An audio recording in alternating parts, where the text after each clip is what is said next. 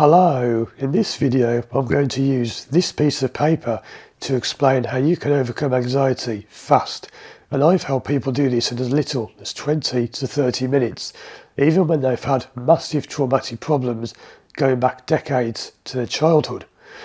Now, some things in life you can't fix quickly, like this cold I've got at the moment I've had for the last 8 or 9 days, so I'm sorry if I sound a bit bunged up and congested, but I'm just starting to get better and I wanted to make this video.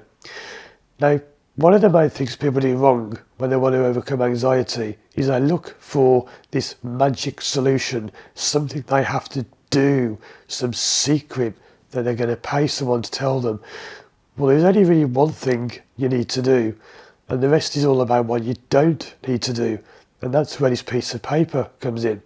Because if you know what you don't need to do, you'll be able to spot the problems. Let me explain this before it gets too complicated. The only thing you really need to do to overcome anxiety is to find and work with a good therapist. Now, I can already hear people clicking off the video, oh, I don't want this, I'm not paying for therapy, I don't want therapy. Well, you won't fix it then. My car yesterday, I got in my car and the heater wasn't working. First time ever I turned it on, just wasn't working. So I'm currently waiting for a mechanic to call me, and they might text me during this video. Because if you've got a problem, the first thing to accept is you need professional help. If I had a problem with my roof, I'll get a roofer in. Problem with my car, call in a mechanic. There's no point bodging it up myself and making it worse, and then you end up calling an expert in anyway, and it just costs you more money because you've messed it up even more than it was to begin with. So if you don't want to take therapy, I can't help you. Bye, best of luck, hope it goes well for you. But the one thing you need to do is find and work with a good therapist. Now, what's this piece of paper got to do with it? Well, you see, when I became a therapist, I was taught a load of rubbish, to put it quite simply. And it's funny how it happened when I became a driving instructor. I was taught badly, and I then went on this campaign and crusade for years to change that. Well, now I'm doing the same with therapy. So the point of this is I'm going to show you what a bad therapist will do. And it's not so much their fault, it's probably they've been trained badly. And if you waste time doing this with a therapist, you won't fix your problem. And I'll explain why. You see, when you go for therapy, there is something called an intake. And an intake is what a therapist does when they ask you these questions, which are all pointless, for two main reasons. First of all, you have the answer, not the therapist. You have the solution to your problem because you made the problem. So what is the point in me asking all of these questions and then sitting here and thinking, oh yeah, I know what it is. It's because of that and that and this and this. Never going to work. If your therapist is working out the answer to your problem, it's never going to work. The second thing I want to point out is that the problem isn't the problem. So driving anxiety has nothing to do with driving. Fear of flying, nothing to do with flying. Fear of whatever, fear of being in public open spaces, there's nothing to do with being in public open spaces. I've made a video which will be linked on the screen now, and that will tell you more about how fears and phobias actually work, but it's not how people think. So let's get into this. Now let's go through these ridiculous questions. And the point of this video is, if you're going for therapy and they start asking you these questions, walk away. Right? I don't do any of this stuff. I don't even bother with an intake. I do bother asking a few things, but I don't bother with an intake. And I'm sorry about the coughing. I don't want to edit all this out. I just want to make it real because I believe in things being real. I don't edit things and hide the bad bits. I want it all to be real.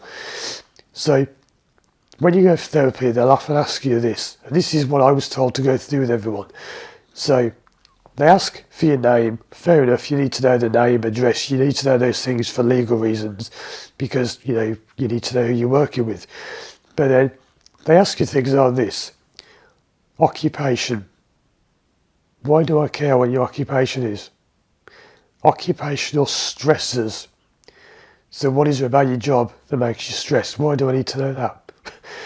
Now, if you're thinking, oh, I need to know that to fix it, you're in the wrong place. If you're thinking, oh, they need to know this because they've got to help me find the answer, that's not how you do it. It's completely wrong. Partner. Have you got a partner? Why do I care if you've got a partner? What's that got to do with anything? Have you got children? Why do I care? What's that got to do with anything? It's completely pointless. What brings you here today? I don't need to know. And this is the thing, a truly great therapist such as myself, because I would say now, after doing this for 5 years, working with hundreds of people, I am getting seriously good at this. People are telling me that. I don't even need to know what your problem is. And if you want to do this as a challenge, I can do it. People can come to me. And I don't even need to know what your problem is. People say, oh, I've got that, I don't want to know. Oh, but I don't want to know. I don't need to know what your problem is. I don't need to know the symptoms. I don't need to know what happens. I don't need to know the results you want. I don't need to know any of it. And you don't even have to speak. Now, how good is that? I've done sessions over the last few days, and there are people out there who will testify to this. I've had to move sessions for the first time in 5 years because I couldn't speak due to this annoying cold. And when I've done the session, I've said, look, we're not going to speak. We come into a call and we just don't speak. And therapists say to me, how can you do that? How can you not even ask people about their life, about the problem? You don't even speak and you fix it. I'm not going to tell you that secret just yet, but that is when you know what you're truly doing. All of this is pointless. It's all just a waste of time. So, what brings you here today? I don't care. Don't need to know. The only thing you need to know is if people have got things like bipolar, schizophrenia, because those are what we call contraindications of hypnosis. So if people have got bipolar and schizophrenia, I can't work with them because what I do triggers those things off and makes it worse. There are some therapists who are also doctors who would be comfortable doing that, but I'm not a doctor. So that's the only thing I really care about. Have you got any mental health issues like schizophrenia, bipolar? No, fine. Asthma, whatever I need to know about. But all this rubbish here, it's guff. You don't need to know all this. Scale the issue from 1 to 10. How bad is it? Doesn't mean a thing. I don't care. I'm going to fix it. We don't want to make it better. We want to fix it. So what's the point asking how bad you feel? Oh, 9. How do you feel now? Oh, 7. I mean, what does that even mean? It's not terrible. It's not the worst thing to do, but you don't have to do that. What changes do you desire? I don't need to know. No point sitting here filling all this in. I'm going to go through them now one by one and just look at all these questions you'd have to answer with most therapists. I mean, it's just laughable. Tell me about your strengths. Why? Tell me about the things you enjoy doing. I'll tell you why they ask you that, because they're going to get you to imagine them. Imagine yourself driving. Now imagine yourself playing golf because you said you like playing golf. And the idea is they merge the good feeling with the bad. No, it's not how you do it. What are the symptoms like? Doesn't matter, it's irrelevant because it's not the problem anyway. How long do the symptoms last? Irrelevant. How often do the symptoms occur? Irrelevant. Where do the symptoms occur? Irrelevant. How do you feel when the symptoms occur? Irrelevant. What is the sequence of events of the symptom? Irrelevant. I don't care what the sequence is, you don't need to know. The idea of that is they'll do something called, what's it called? I don't know what the phrase is. I did a video on it, scrambling. They scramble the sequence. And interestingly, there's a video I did where I went out with someone who had anxiety. It was a woman I went out driving with about 3 years ago. She did the scrambling thing, and I know because I was there when she did the scrambling. She didn't do it with me, but she did the scrambling thing with someone else, and it didn't work because you don't scramble the symptoms. It doesn't work. The idea is they'll get you to say, well, first of all, I feel a bit nervous, and then my stomach hurts, and then this and this, and they get to reverse that process. It's rubbish. It doesn't do anything. What events happened around the time the symptoms first appeared? It's irrelevant because that means they're trying to link the symptoms you've got with what happened when they began. It's irrelevant. Most times people say their anxiety began when they had an energy drink, or they were drunk, or they took drugs. That's not what causes it. And this is what it took me years to figure out. Therapists will tell you, oh, it's because you took those pills, whatever. That's what's caused it. No, it's not. I know what did cause it. It's not that. It took me years to work that out. I'm not going to tell you that one just yet. How do family members and peers view your behaviour? Who cares? Doesn't matter. It's irrelevant. What positive changes would you like? Well, I'd like to get my voice back, please. But if someone comes to you with anxiety, what's the point asking them what changes would you like? Well, of course they want to get rid of their anxiety, right? On what occasions do you not have symptoms? It's irrelevant. What works well for you? What doesn't work well for you? Can you imagine answering all these questions? This takes about an hour. We were told to charge people an hour to go through all this. This is all irrelevant, and this is why you waste your time with poor therapists who are going to talk all this rubbish, and they sit there thinking, oh, well, they said this and this and this, so I'm going to do this and this and this, and it's because their parents got divorced when they were a kid, and that means the parents didn't love them, so they grew up without love, and now they feel they can't be rubbish. Absolute rubbish. I've taken people who have had massive problems, massive abuse as children,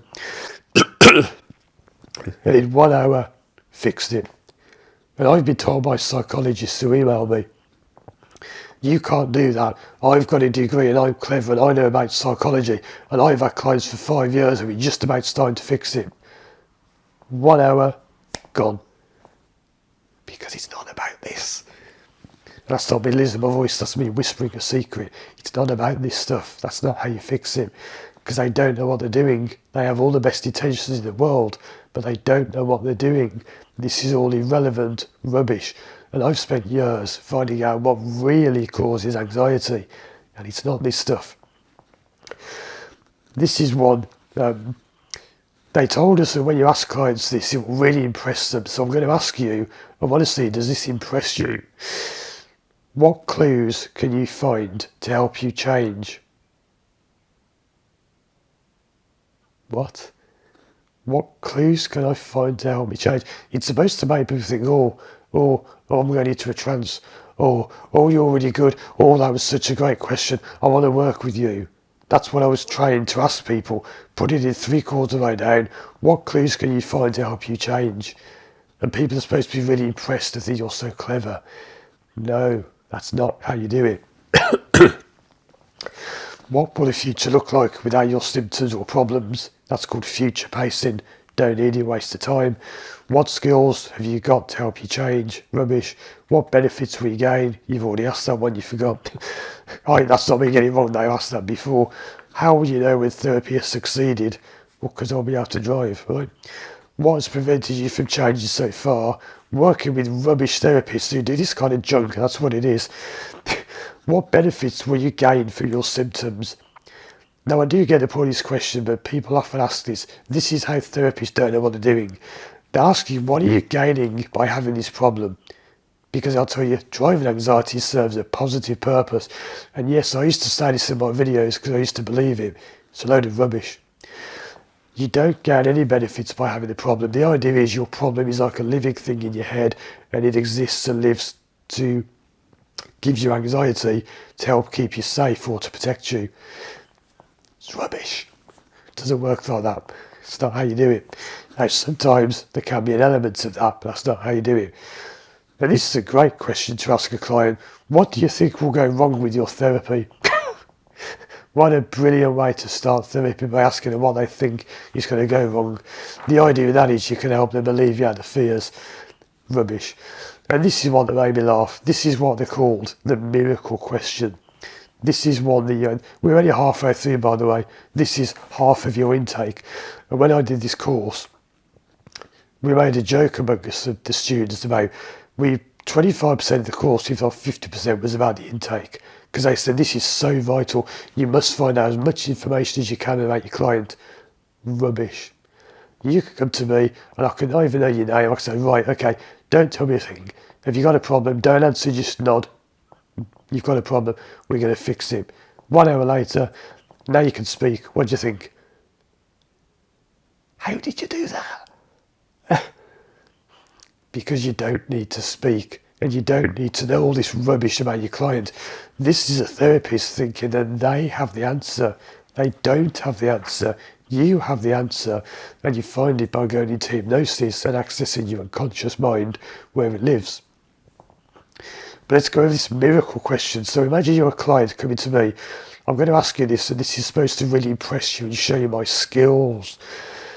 Imagine when you go to sleep tonight that a miracle happens and the problems you've got all go.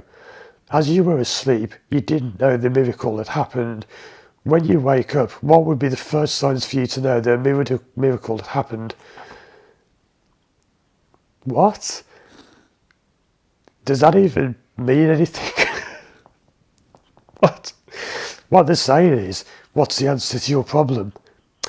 Well, I don't know that. That's why I'm coming to you, you flaming idiot. You do know the answer, but you don't know that you know it. That's the point of the question. They're trying to get you the idea that you know the answer, but you don't know it consciously. There's no point asking someone, what's the solution to your problem? I don't know. You need to go to a therapist to use hypnosis to find it. And I'm not going to go through all these. This video is too long as it is. Have you ever visited a therapist? What were your experiences? Do you have any dangerous illnesses? That's a good one to ask. Shane there left it 3/4 of the way through to ask the most vital one. Have you got any mental health problems? Have you had any operations in the last 2 years? Why would I care? I'll tell you why they do. Because they do these stupid inductions. So they'll say, here's how you go into hypnosis. Put your arm out. Make sure your arm is, you imagine it's going really stiff. It's stiffer, it's stiffer, it's stiffer. It's going stiff, it's going stiff. So if you've got a problem with your arm, they wouldn't do that. It's rubbish. You don't need inductions. They're absolute rubbish. And I know the therapists will watch this and be scratching their head saying, what? This guy's saying you don't need inductions, you don't need to do an intake, you don't need to ask the clients anything about themselves, and you don't have to speak. Huh? Because I know what I'm doing, that's why. This is guff. Waste of time. So the way you overcome anxiety quickly is to find someone who knows what they are doing. If you go to a therapist and they're talking all this guff about blah blah, when was the last time you walked past a giraffe? How tall is your washing line? How many plants have you got in the garden? How many cars are red on your road? What a load of rubbish. You don't need to know any of those things.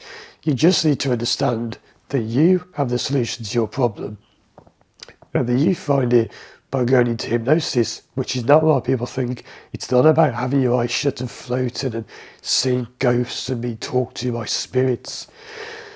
Most people fail to overcome anxiety because a therapist is rubbish.